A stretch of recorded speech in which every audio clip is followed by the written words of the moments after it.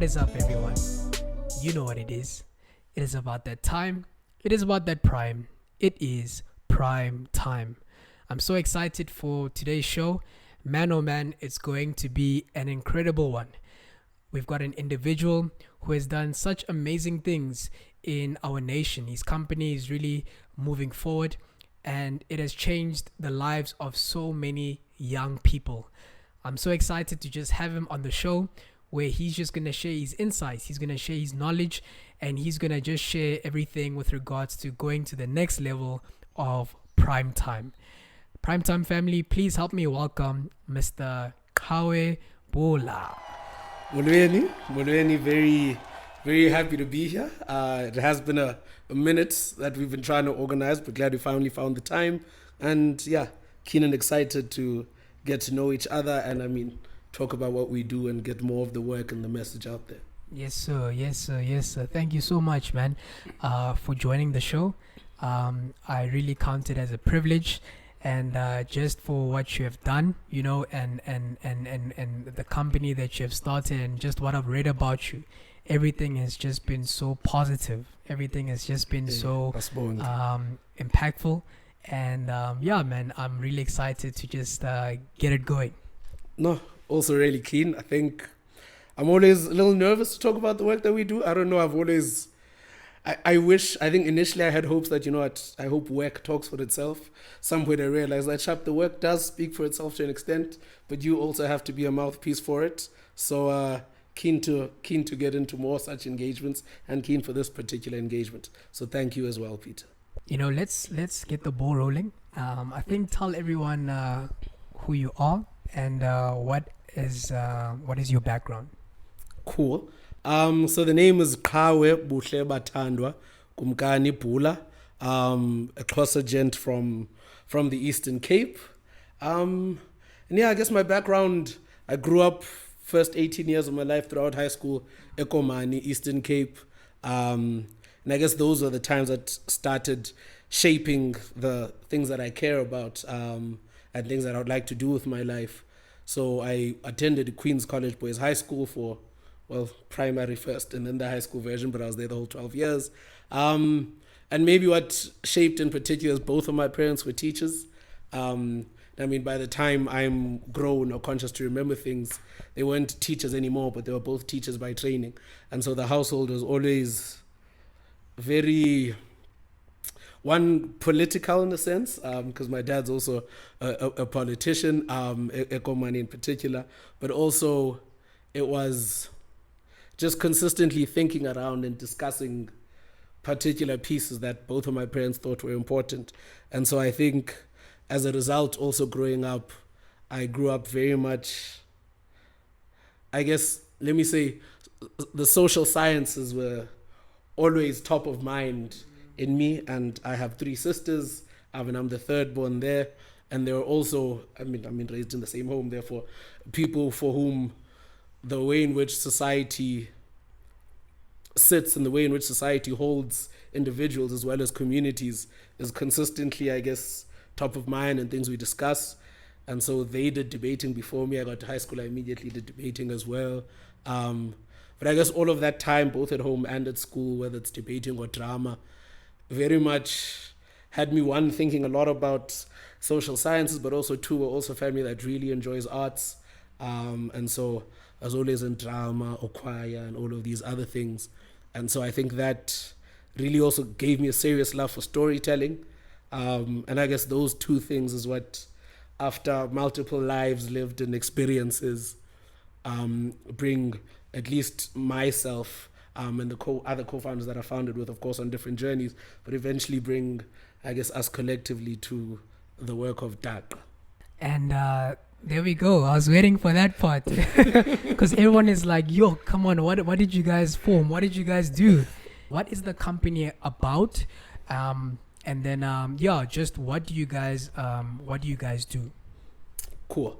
Let me start off, I guess, with what we're about and then to get to what we do. I think what Taqa, primarily the work we do and the work we want to do further, is the work of eliminating barriers to access to education and literature. I think the kind of primary thought for us is, I think the work that we feel called to do is to ensure that ourselves, as well as people around us and beyond, are all able to, one, define and envision a kind of desired self for ourselves, and then also have a genuine chance of achieving that desired self. And I guess a couple lines down the line along the same kind of thinking is, we believe education is really central to one's ability to define what it is I want for myself, as well as one's ability to go ahead and find or achieve or attain this kind of desired self for myself. And again, then from education, bring it way down to literature, and understanding the importance of being able to read, as well as the importance of having content presented in a way that is understandable to you. And so we started doing the work of leveraging language and technology to break these barriers to access.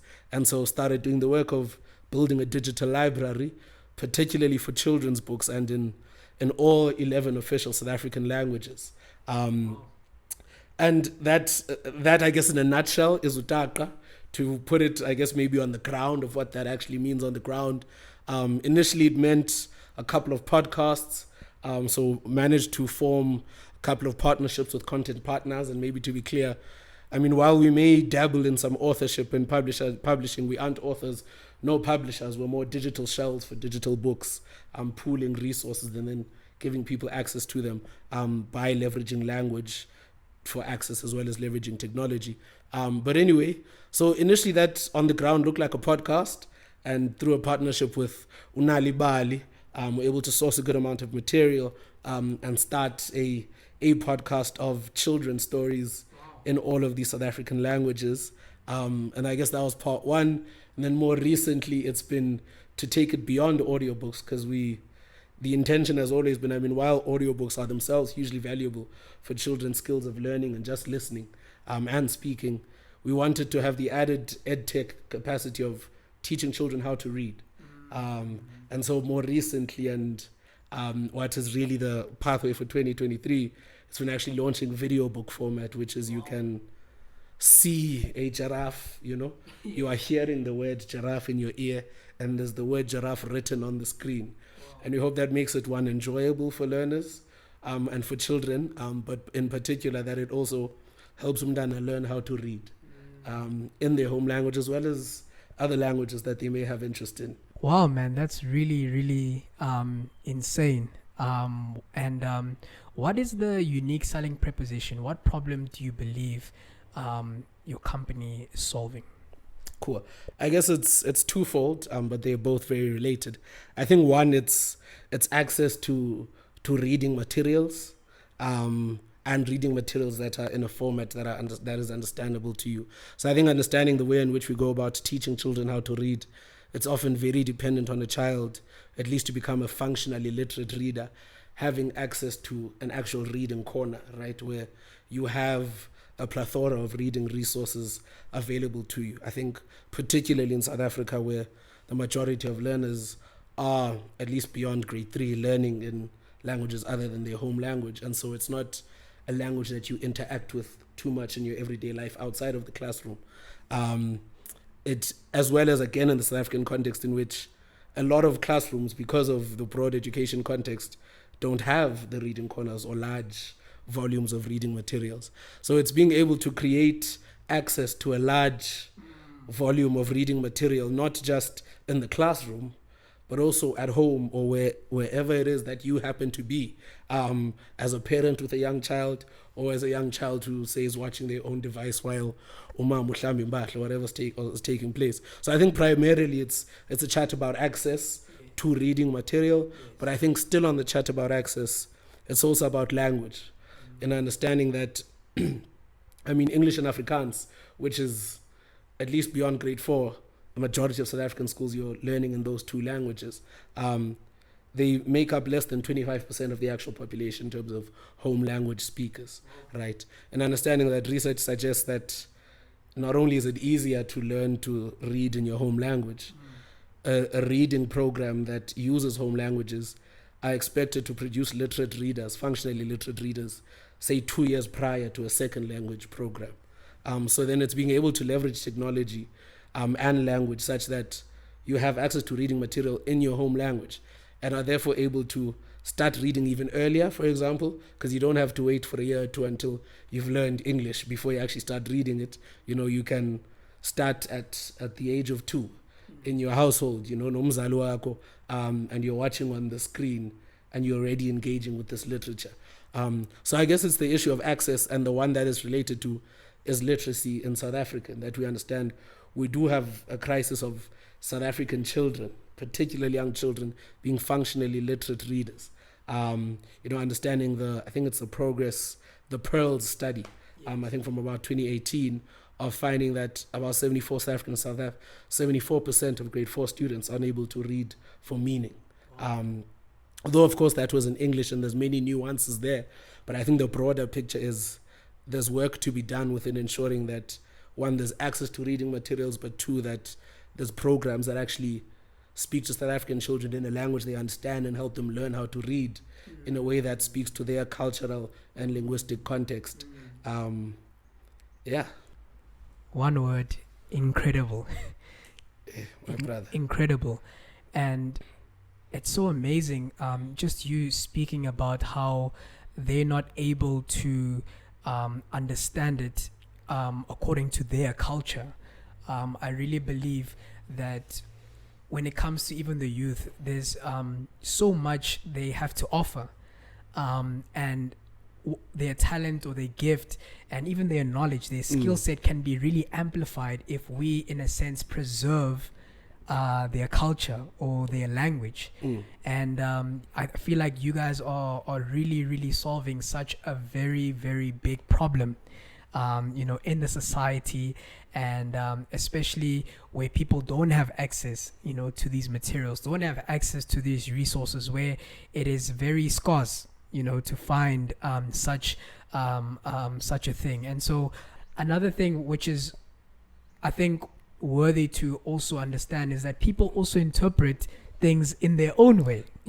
Isn't that so? Completely. So to say that you know, you failed because, you know, you didn't maybe listen to the teacher, or, you know, you tried to interpret the way that they've been taught, it doesn't work like that. It really doesn't work like that. I believe that you need to be taught the way you can, can interpret, the way that you can understand. Completely. And then from there, you'll be successful. What do you think? Agreed. I think for education to be effective, it has to occur in a way that is, I mean, not just teaching you random concepts, you know, because, I mean, beyond the intellectual, there must be, for things to really click, there must be reason for you to care and to be engaged in it. And so it has to happen in a way that's relevant to your context, such that even beyond this person talking to me or teaching me, in the classroom, such that even beyond in my life outside of that, there are things occurring which consistently reinforce what I'm taught in the classroom. And so it matters when we teach in ways that aren't contextually relevant. You know, and I'm not again saying that we should exclusively teach in ways that are contextually relevant, because of course there's things beyond our concepts which are equally worthy of learning, but that we must have, it must also be contextually relevant for the education to land, if you will. And I think just on what you're speaking on earlier on languages in particular, and I don't speak too much to it. I think when you're asking initially on the unique selling point, and I guess part of the why is behind Taqa, and I think, I mean, a key why is very much the work of access and the work of children learning how to read, as we know we've spoken to. But another one, frankly, is also the preservation of languages and cultures, you know, for myself and for, you know, and for people I love, and understanding that so much of who we are, of our histories, of our spirits and culture is also held in language. You know, it's not just a kind of way in which you pass on a message. It itself holds so much imagination, so much spirit as the language itself. And so I think understanding that, I mean, if you're not using it, and if it's not being consistently used, and if everywhere we go, at least in terms of things that present opportunities to progress in life, the only language in which you can do that is English, then naturally our languages will die. And so I think, I mean, if we're aware of that at this point and we care for it, then I guess it is ours as a generation, as a people, to do work to try to keep our languages alive and to keep the value in them and be able to use them to innovate and to do things for this world as well and the one beyond and in the future. I really, really love that, man. I really love what you're saying. The preservation of our language, because it's not just about instruction. And that's what I love about your company and what you're saying now. It's not just about, okay, we're speaking in this particular language because it is a method of instruction. But what you are actually saying above that is that it's actually the power of culture. It's the power of who we are, because I Agreed. believe that as a language, you basically have a sense of your origin or where you come from. And 100%. if we look at South Africa, man, South Africa, our country, let me tell you something. I know lots of people have said so many things, and lots of people might have their opinion and whatnot. But for me, my country is beautiful. I My agree. country is beautiful, and what makes it beautiful are the different backgrounds that we have, the different cultural backgrounds and people that we are a part of, in this rainbow nation. And just you sitting here, and there's certain things that you're saying in Xhosa, I can already tell that this is not something in which you just communicating out in the air. It's who you are. It is. You are an embodiment of your company, and of this initiative and this organization. So I really appreciate that you also added to the USP, that you added, because that's so important, man. So important. It really is. It really is. I think sometimes when I speak about Taqa, and I think particularly for speaking in a way that wants to make, say, a particular business case, sometimes it's not as fashionable, or rather, let me not say as fashionable, because it's not unfashionable. Rather, let me say, it doesn't always make the clearest business case when I speak so much, say, about the love for language and passion. I mean, it's clearly important, but it's maybe not always easily translating into, okay, Sharp, how does that make money in the business world? So it's maybe easier to speak to something a little, and not that language is intangible, but something a little more clear of, okay, Sharp is solving a problem for reading, problem for access. And it's often easier to build a business case there, but it's the whole picture. It is indeed the whole picture. And I mean, yeah, it is who I am as well, and it's who my co-founders are, and that's also how we ended up founding with Taqa. It was just from consistent thoughts and thinking around, our cultures, thinking around education. What does it mean that it's in a second language, for all of us? And at that time we're in uni, and it eventually comes to Taqa. I guess it's something that was in all of us in different capacities for different reasons. Awesome. And what does it mean, by the way? Please tell everyone, what does that actually mean? Because I'm curious. Cool. So Taqa itself, actually, the word doesn't mean anything. I guess to explain, we were thinking around a couple of names. I remember at a point we said we were thinking Izwelethu. We thought Your World.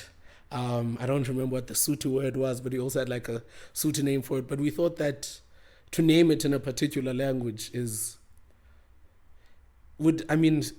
strong when I say it this way, and maybe it wouldn't be this strong, but would in a sense be betraying what we're trying to do of trying to undo a hierarchy of languages and cultures. That if we now call it Zweletu, why is it that it's being expressed in isiXhosa, yet the work we're trying to do is hoping to be diverse. So we thought, okay, no, Sharp, let's create a word. Let's take simply letters from our names and create an acronym.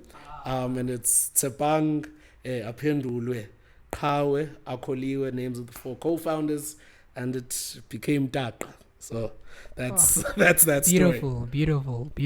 Taqa is doing the most, and also shout out to the co-founders that it really made this company successful, and it's just growing day by day, week by week, month to month, and you guys are doing such an incredible job. And listen, I also want to find out what kind of results have you guys achieved, and what have people said when it comes to this? Cool, that's a great question. I think to answer it properly, I have to tell a story which moves through a couple of years in terms of time.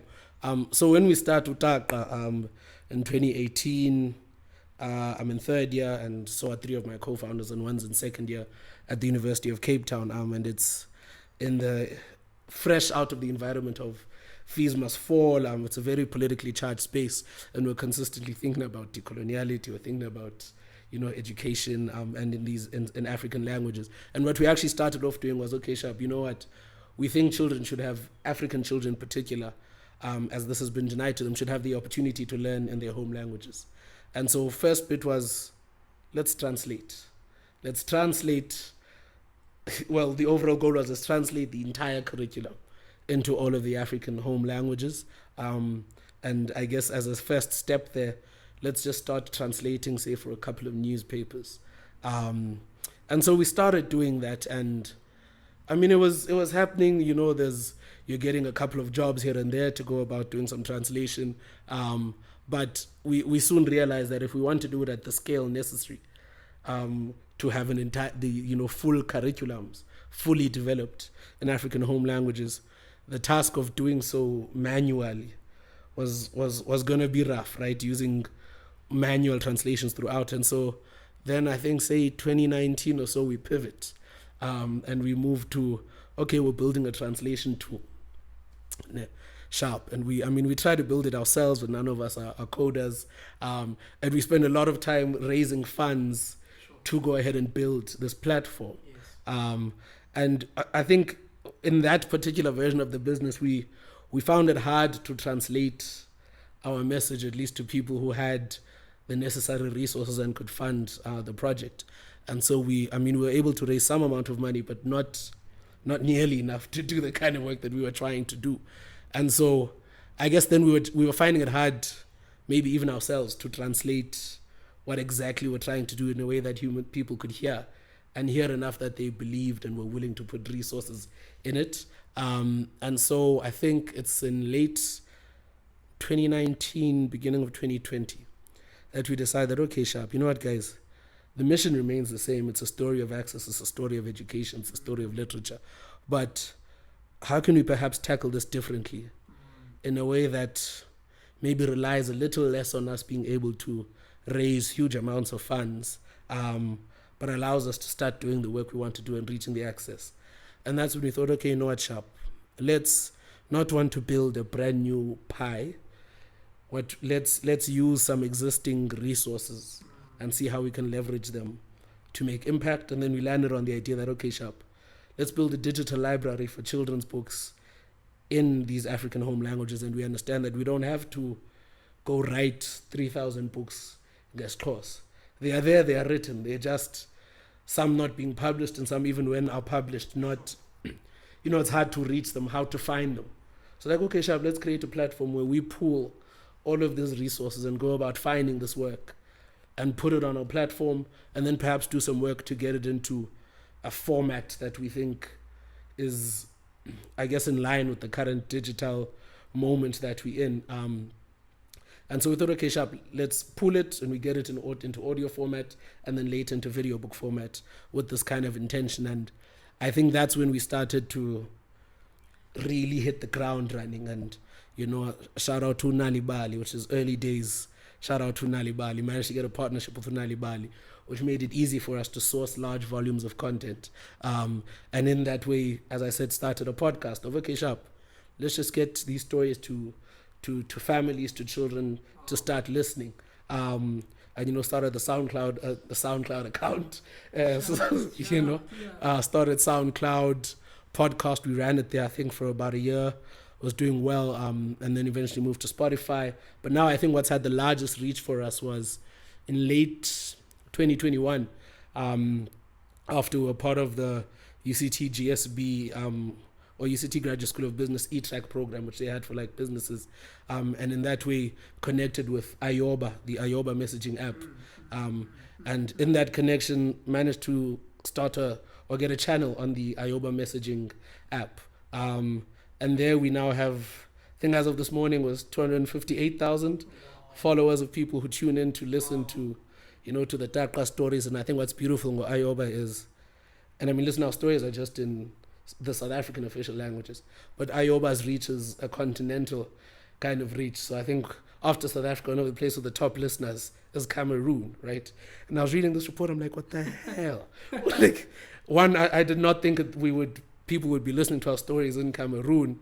And two, I'm just like, yo, we're not even, that's Francophone Africa. We're not even doing stories in French yet, but there's still children and families finding value and tuning in to the stories, even beyond South Africa, which I mean is not something, at least I'd imagine not at this point. So, I mean, that's been really great. And I guess just getting like some parents from time to time, a parent will reach out and tell you that, they listen to the Taqa stories and the children really love the stories. So I think just being able to tell stories in African home languages to African children and being able to, I guess, leverage a couple of platforms to get it out there has been absolutely amazing. And we're so happy to have the reach that we currently have. And I guess we're so excited now in that because so much of what we've done has been audiobook format, which is hugely valuable itself. That's great. But the next step has been video books. And now we finally got the video books out there.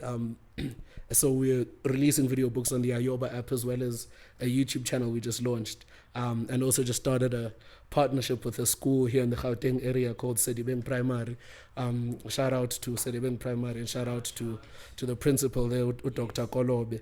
And really excited, I guess, to see Taqa video books being used in the classroom and to be able to then read the effects that, okay, Sharp, how does it compare, say, to a standard reading program versus using the Taqa video books?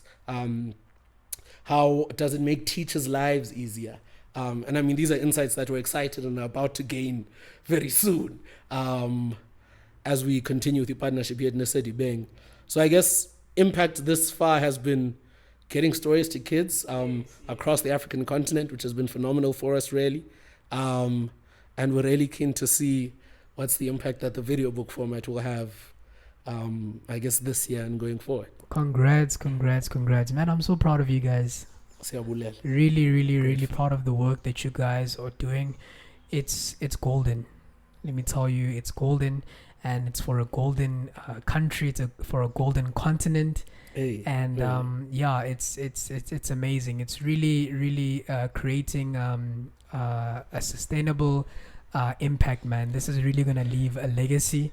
And you can already tell that, people's lives have just changed. The way it's really just transforming the way people do things. It's really insane. There's so many opportunities as well that are there, because you're talking about how you have a partnership with a certain school. Who knows that maybe in the school you can even now create a platform of the way that teachers actually teach.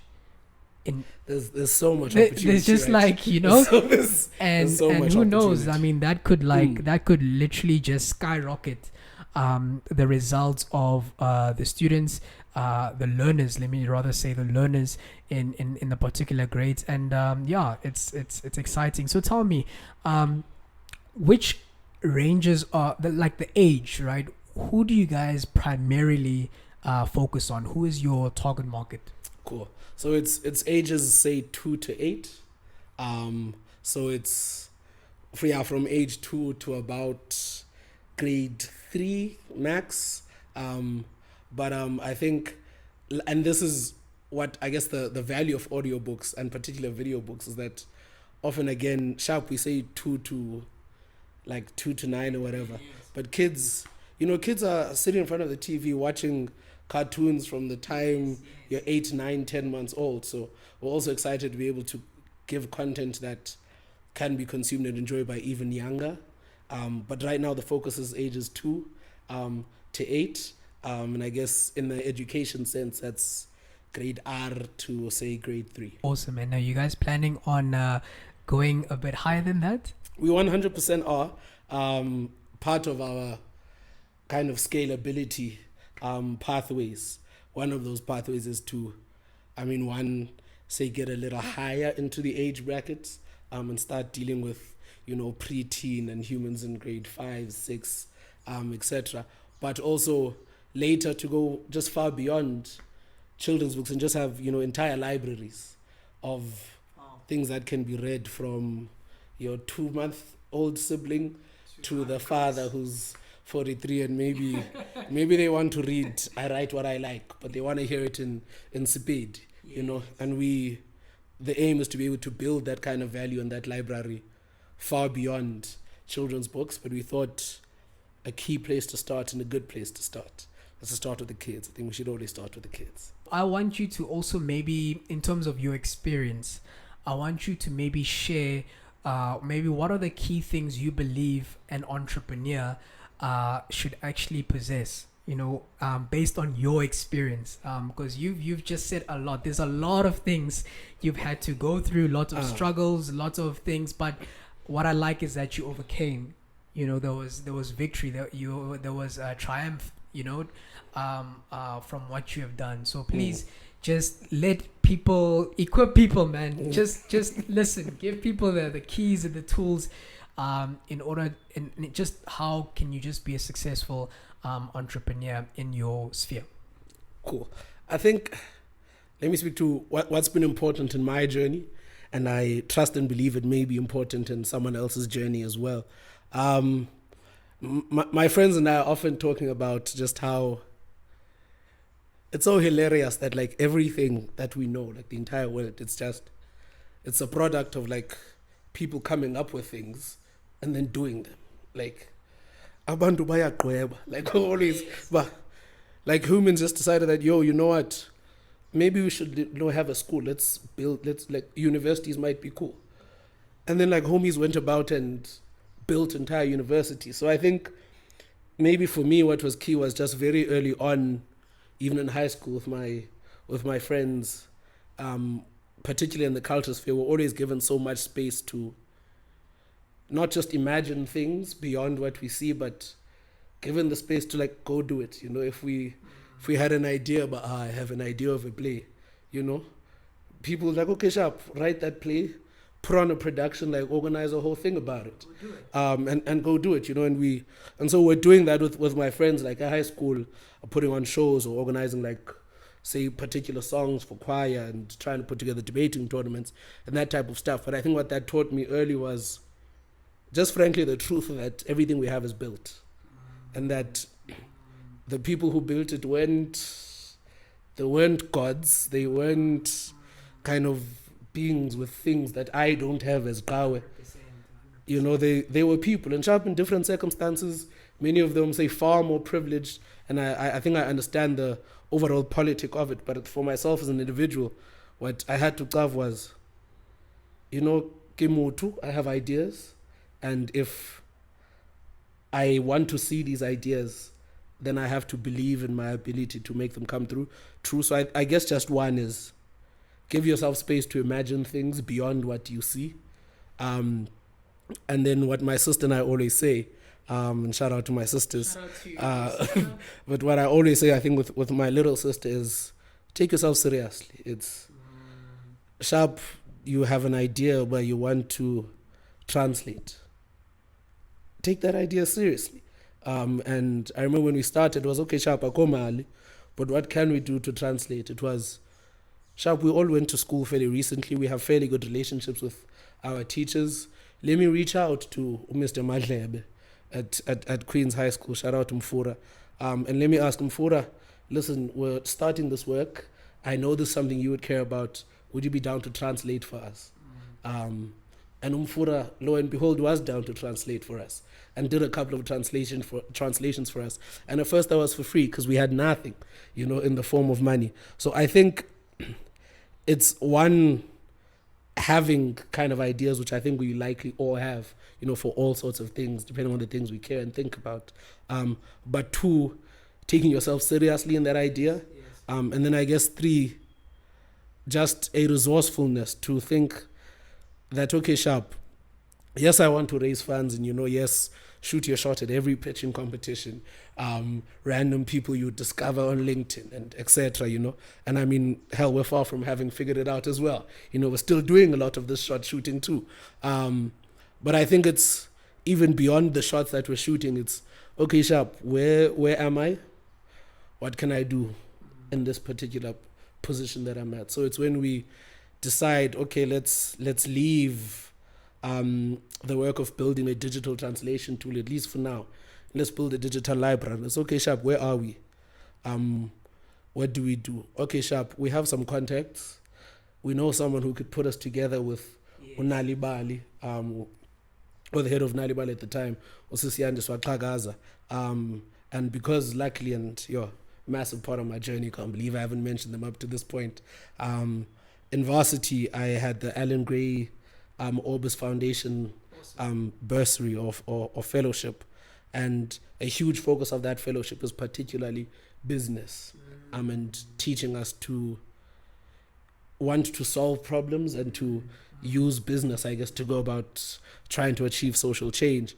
And so what that meant was, at that time, in about 2019, myself and Utsapang, who are on the scholarship, had a business coach, because everyone in the Alan Gray Fellowship had a business coach.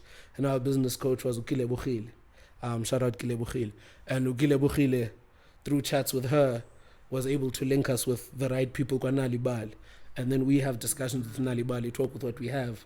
Then lo and behold, we're able to have access to large amounts of content, right? With at that stage, not without a cent, and like in the sense that it didn't cost a cent to get that content, And in putting it out, we're like, okay, Sharp, we'll do it on SoundCloud. Okay, Sharp, SoundCloud had a bit of a subscription. Or like Sharp as founders will put in money monthly to pay that SoundCloud subscription. So I guess it's about, one, of course, you have to shoot your shot in multiple ways, because to do big work, you do often need big funds. But very often, before you can even have really meaningful conversations with people who might be able to give you the resources you need, you have to be able to show some traction on the work that you've done. And so it's then really important to be able to carve that, what do I have in this immediate position, and what can I do with that, Connections, the people we know will always be able to help us in some way, shape, or form. So I think it's being resourceful and using those connections. And then maybe just lastly, and I think you alluded to it, I think stay in the fight. It's just stay in it. There are so many times when I think there would be like a 2-month period, just like, we don't know. We don't know what we're going to do. We don't know. We're experiencing a particular problem. Yeah. We have no idea about IT. Oganye, we don't. It's not clear, like in a particular moment, how you're going to translate this business idea to the next stage, or even if it is clear, you're really struggling to raise funds, and there'll be a 2-3 month period where it's just rough, maybe even longer. And I think what's been helpful in those times, it's just been staying in the fight. It's like, Sharp, I don't want to meet my team this Tuesday night. I'm tired, a little demoralized. Exactly. I know the rest of the co-founders are likely feeling the same, but it's, what, guys, let's continue. Let's continue to be accountable to each other. Let's think again. I know we thought last week, let's think again. Nice. And I mean, we're still thinking now, hoping to elevate and reach new heights. But up to this point, few things have borne more fruits than just staying in the fight through all sorts of frustrations. Yes. It's hang in there. And another plan will come. Another idea will come. Another person will come. Just, Puanika likes to say, never fade. That's one of my best homies. And yeah, just don't fade away. Stay alive. Love that. Thank you so much, man, for sharing that. And where can people get a hold of you and reach you? Very important part, and thanks for asking. One, to access the content itself. The largest Taqa community is currently on the Ayoba Messaging App. So I'd say if you want access to Taqa content and where we'll be releasing more of the video books, download the Ayoba Messaging App and subscribe to the Taqa channel, and you'll have access to at this stage probably hundreds of books in the African languages, African home languages. Also YouTube channel, we just launched our YouTube channel. Awesome. Which I'm particularly excited about because it's housing the video book content in particular. So that's a key place where you can get Taqa, Taqa materials. Beyond that, it's of course the socials. So we're on Instagram at Taqa Africa on the gram. And what's a really fun thing actually that we run on the gram, every second Sunday we do Taqa reading Sundays, and so we have we will invite an author, children's book author, to come through, and they'll read their children's book, and we'll go live on Instagram Live, and we'll post it on our page afterwards, or in a week maybe I'll read a children's story, one of my co-founders. So really do check out at Taqa Africa on Instagram. We're also on Twitter, still Taqa Africa. On Facebook, Taqa Africa. In general, just search Taqa Africa. You can put it in your in your Google search thing. You'll find multiple platforms on which to find us. You've heard it here first with one of the co-founders of Taqa, and we're really so excited. The sky's the limit. The sky is the limit, and I'm gonna make sure that all the links and all the various channels where you can connect with them, I'll make sure that I put it down below there in the description for everyone to have access, to that. And man, the future is really, really bright. So my man Qhawe, thank you so much for joining the show. It was powerful, it was insightful. I'm sure you guys that are listening and are watching this are empowered. I'm also myself very empowered. I learned a lot, my man. I learned a lot, and hopefully this is not the last time that you are on Primetime.